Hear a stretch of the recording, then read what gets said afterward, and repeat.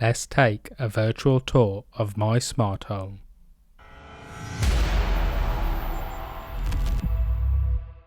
For this video, I will break down my home into 4 categories that Apple themselves use in the Home app, and the 5th category to cover 2 products that don't quite fit into the other 4. They are lights, security, climate, speakers and TVs, and then the 5th, which is other, but the icon pretty much gives it away. Starting off with lights and bulbs. To be specific, we have the Philips Hue smart bulbs in a number of my rooms in the standard B22 fixture. They offer a full range of colours, 16 million to be exact, and provide enough light for each room. Next up is a new addition, and that is the IKEA Kajplatz E27 bulb. Apologies for butchering that pronunciation. Slightly brighter than the Hue bulbs, but they offer a great range of colours, and currently I only have one of these, and that is used in my IKEA Fado lamp, which I have to run a specific automation that I will discuss in a separate video. Back to Philips Hue again, and we have their GU10 bulbs, this time in just white. These are an older generation GU10 bulb, but they work great in my hallway. And back to IKEA we go with their Kajplatz GU10 bulb, again a recent purchase that I am testing out in my downstairs toilet. They offer great brightness and colour choices.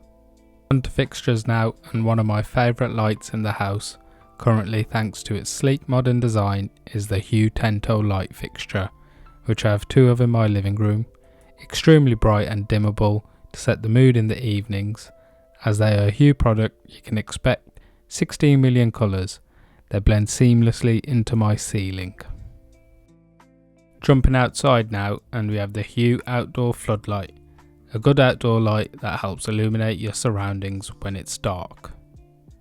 Light strips are a great way of getting a bit of mood lighting around the house, and sticking to outside we again have another Hue product, this time in the form of a light strip. Great for adding a bit of ambience and mood lighting outside, and thanks to their flexibility you can put them pretty much anywhere you like. I currently have 3 of these, 2 in the 5 meter variant and 1 in the 2 meter variant. Lastly, for light strips we have the indoor light strip plus V3, not the latest model but nonetheless a great product. I currently use them as dedicated lights under my cabinets in the garage, giving me extra light when needed. Back inside now for lamps, and we are starting with the Hugo portable table lamp that I have either side of my bed. They're sleek and modern looking and offer the perfect mood lighting at night when you're doom scrolling or watching TV after a long day. And they have a cool trick which is given away in the name. Yes, that's right, they are portable, offering 5+ hours of battery time.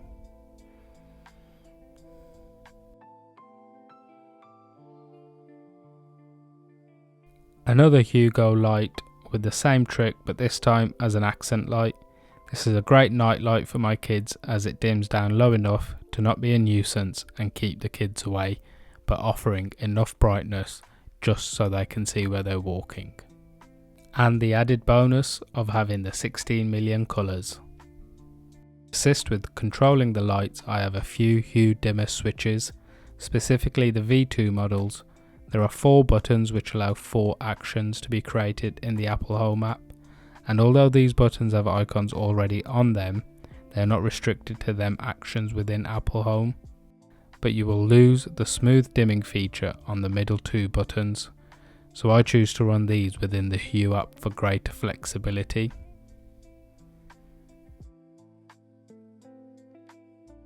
Another great switch is the Aqara H2 EU switch, which, unlike the Hue switch, replaces your actual hardwired switch, allowing you to control non-smart bulbs.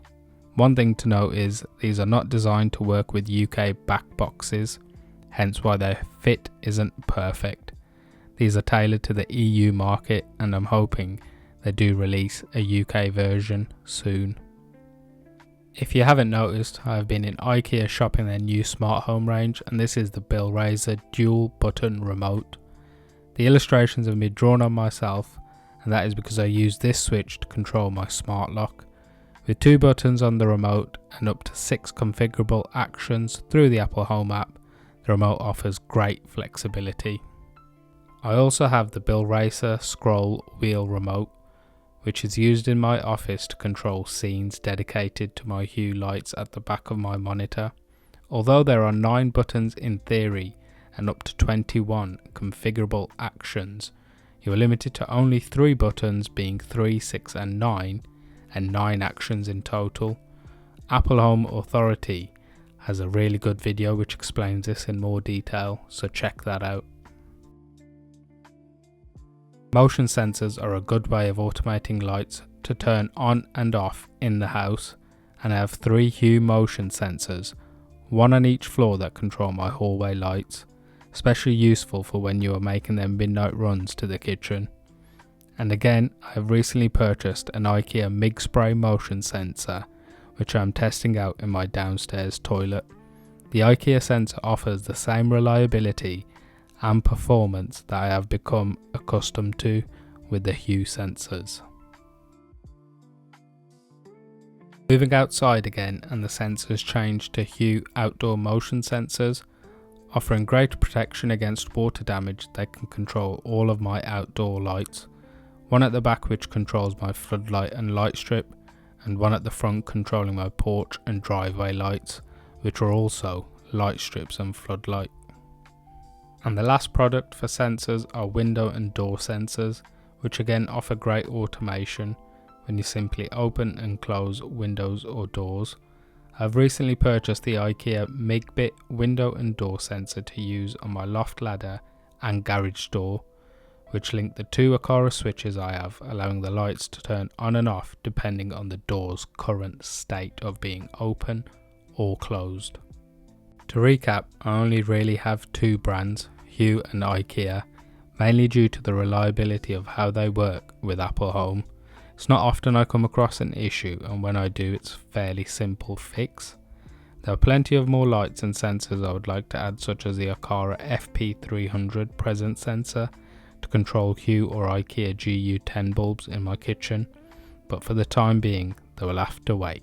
On to security now, and starting with my doorbell, the Logitech Circle View doorbell. May not sound familiar to a lot of you in Europe or even UK, as it never launched here. I ordered this before getting the keys to my house, but I had to import it from US as I was too impatient to wait for the UK release. It was the first doorbell I was aware of at the time that supported Apple HomeKit Secure Video and worked natively with Apple Home. My other options was a Ring doorbell, and that was ruled out immediately due to no Apple support. I did have issues getting it installed, but managed to find an electrician who knew how to supply the doorbell with enough power. The video quality is clear and crisp, and also supports 2-way audio, which you've come accustomed to with doorbells nowadays.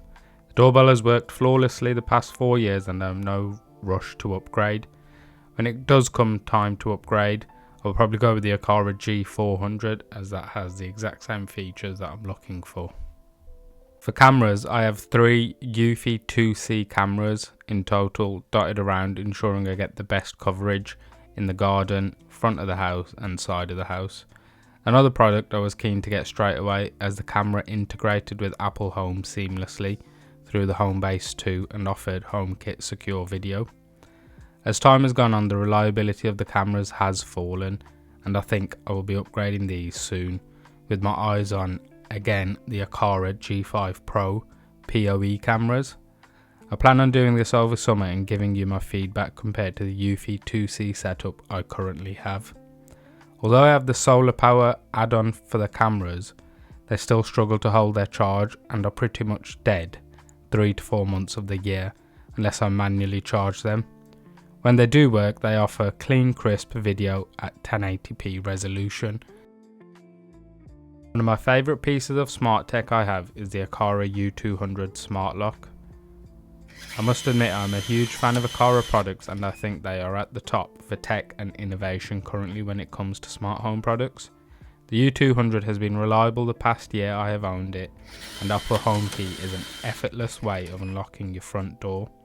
Thanks to the keypad and fingerprint sensor, Allowing family members in without a physical key is also a huge positive, and if you do run out of power you can still use your physical key. One thing to note is that I did need to buy the Aqara adjustable cylinder because my existing cylinder was not compatible. The requirements for an alarm system were pretty straightforward. Something that was controllable within Apple Home, didn't require a monthly subscription, and provided an outdoor siren like most traditional UK alarm systems, and the Abode ticked all those boxes. Although I did have to buy the outdoor siren separately, the main point was the alarm system felt like a traditional alarm system and allowed me the option to have an outdoor siren. As you can hear, it's pretty loud. The outdoor siren and the indoor hub also act as sirens, deterring possible intruders. I must admit that I didn't know much about this company before researching Apple Home compatible alarms, and so far I have no complaints. On to climate now, and heating specifically. And to use heating in my house, I use the Hive thermostat. It has been around in the UK for years now and supported Apple Home for as long as I can remember. I also have the Hive radiator valves which allow me to control the temperature in each individual room, which is fitted with the smart TRV. This is great for when you want to heat a room in the evening without turning on all the radiators in the house. It provides you with full control and can help reduce your monthly bills as you're not constantly heating your whole home. One caveat to note is that the amount of control you get in Apple Home is nowhere near as what you get in the Hive app. Lastly, for climate, I have two smart plugs, the IKEA grill plats and the Hue smart plug that control my fans in the summer months, and these will be getting used now as the UK enters warmer months. Not much to say in this section when it comes to speakers and TVs, but currently I have 3 HomePod first gen speakers and 3 HomePod mini speakers that all sound great when playing music, or in my case, they are stereo paired for Apple TV and in my office. They also allow you to control your smart home with your voice. If you have ever used Siri, you will know how annoying and slow it can be, and I'm hoping that Apple fixes this with the rumoured Siri upgrade. I'm also hoping for the new rumoured Home Hub from Apple to be released sometime this year, and I will be getting my hands on one as soon as it does.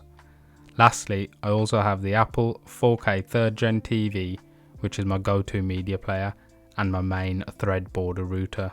I will provide more info on this in a later video. Lastly, onto other products, and first we have the Hue Play. Technically not a smart home device, but it's worth an honourable mention. It's part of the Hue system. The HDMI sync box from Hue allows you to enhance your viewing experience from movies to live sports, matching the colours on your screen with supported Hue gradient lights that have 7 active zones. The experience is amazing and I don't think I will ever get rid of it. I'll be looking to upgrade to the 8K HDMI sync box soon, and the best part of it is you are in control of when you want the lights to sync or not. They are tucked away behind your TV and not visible at all. I have also paired my lights with the light tube to offer lighting beneath the TV.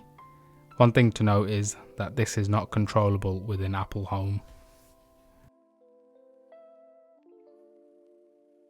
And last but not least is the Ecovacs Dbot X8 Omni Pro. A mouthful to say, but I absolutely love it.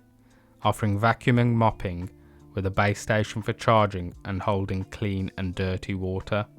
The X8 Omni Pro gets used daily, and thanks to its sleek and stylish design blends in with my TV cabinet. It is easy to use and straightforward. I did a lot of research when choosing my robot vac, and I can honestly say that I am extremely happy with my choice. The mop not only cleans, but it also collects spills, which is great when you have young kids in the house or even pets. Maintenance is required every 60 days and there isn't much to it other than cleaning the underside of the robot vac and the base station. Within Apple Home, you can choose which rooms you want the robot vac to clean, mop or hoover. It's straightforward to use, and thanks to Thread over Matter, you now have this integrated with an Apple Home. And once it's finished cleaning, it'll send itself back to the dock to charge and empty.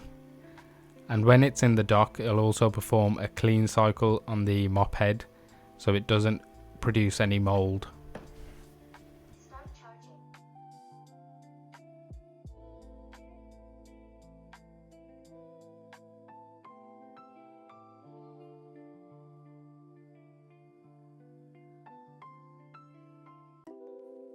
That's all for my virtual home tour. I hope you liked the video and found it useful. If there are any products you would like to know more about, please leave a comment below and I'll be sure to get back to you. My smart home isn't finished yet and there will be plenty of new additions coming up, so stay tuned for more content. And if you found this video useful, please like, comment and subscribe for more future videos. And I'll see you in the next one.